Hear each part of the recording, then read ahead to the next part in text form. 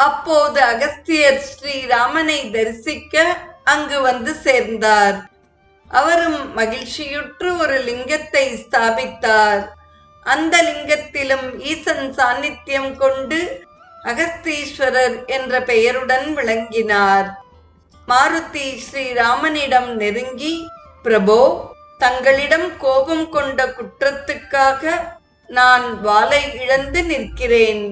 என்னை மன்னித்து அனுகிரகம் செய்ய வேண்டும் என்று பிரார்த்தனை செய்தார். ஸ்ரீராமன் மாருதியின் அறுபட்ட வாளை மெல்ல தடவி விட்டார்.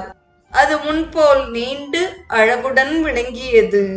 சேதுக்கரையிலிருந்து புறப்பட்ட ஸ்ரீராமன் கிஷ்கிந்தையை அடைந்து சுக்ரீவனால் செய்யப்பட்ட உபச்சாரங்களை பெற்றுக்கொண்டு புறப்பட்டார்.